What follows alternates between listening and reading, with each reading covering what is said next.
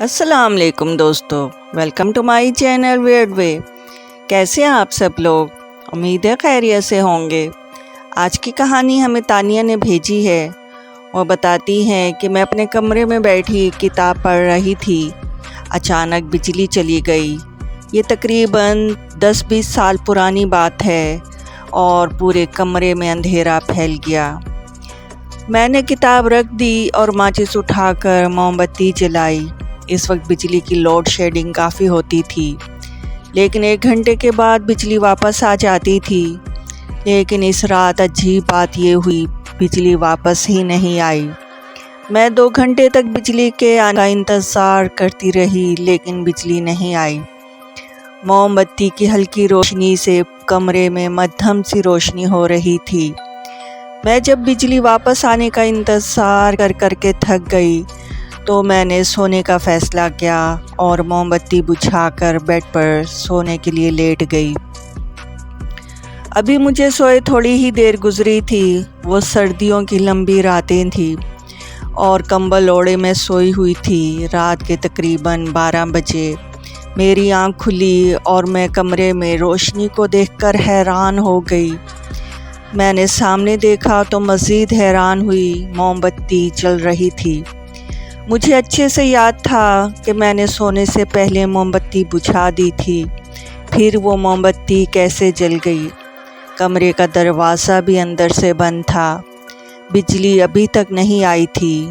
मैं थोड़ी घबरा गई, लेकिन हिम्मत करके खड़ी हुई और मोमबत्ती के पास जाकर एक बार फिर मैंने मोमबत्ती को बुझा दिया, ये सोचकर कि शायद मैं इसे बुझाना भूल गई होंगी। मोमबत्ती बुझाकर मैं बेड पर आकर लेट गई। मैंने दिल में कोई खौफनाक वहम भी नहीं पाला और इस वाक़ये को अपना वहम समझ रही थी और ये सोच रही थी ज़रूर मैंने मोमबत्ती नहीं बुझाई होगी। एक बार फिर सोने के लिए लेटी और मुझे नींद आ गई। फिर इसके बाद मेरी आंख रात के तकरीबन 2 बजे खुली।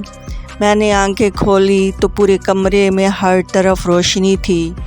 मैं थोड़ा घबरा गई और मोमबत्ती को देखा जो जल रही थी। अब सच में मैं घबराने लगी थी और मुझे बहुत शदीद वहम भी हो रहा था। ज़रूर इस कमरे में कुछ अजीब था। आखिर वो मोमबत्ती खुद ब खुद कैसे जल सकती थी, जबकि कमरे में मेरे अलावा और कोई भी नहीं था और मैं सो रही थी। मेरे अम्मी अब्बू दूसरे कमरे में सोए हुए थे। इस बार मुझे यकीनन बहुत ज़्यादा तकलीफ़ हुई, बहुत ज़्यादा मुझे डर लगा। मोमबत्ती को अनोखी ताकत जला रही थी। इसमें इतनी हिम्मत तो नहीं थी कि दोबारा उठकर मैं मोमबत्ती को बुझा देती। मैं खौफ से कांपते हुए कंबल ओढ़ कर लेट गई और सारी रात आयतुल कुर्सी और कलमा का विर्द करती रही। मैं रात सो न सकी और पूरी रात डरे हुए गुजरी। फिर सुबह के 5 बजे फजर की अज़ान सुनाई दी और अज़ान के शुरू होते ही वो मोमबत्ती खुद ब खुद बुझ गई। इस मोमबत्ती को कोई शैतानी ताकत थी जो जला रही थी और मुझे डराने की कोशिश कर रही थी।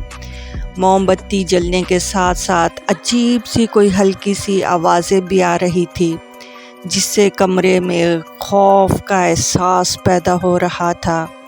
खैर अज़ानें हुई और वो मोमबत्ती खुद ब खुद बुझ गई और मेरी जान में जान आई। मैं अम्मी अब्बू के कमरे में गई और उन्हें सारा वाक़या सुना दिया।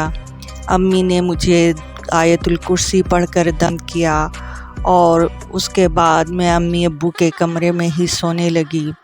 ये वाक़या है जो 20 साल पुराना है, लेकिन आज भी जब याद करती हूँ तो मेरे जिस्म से सर्द लहर दौड़ जाती है। तो दोस्तों, आज की स्टोरी आप लोगों को कैसी लगी? अगर स्टोरी पसंद आई है तो मेरा चैनल सब्सक्राइब करें और बेल आइकॉन को प्रेस करें। मेरा चैनल व्हाट्सएप पर और इंस्टा पर भी है और डिस्क्रिप्शन में का लिंक है। मेरे वो चैनल भी फॉलो करें।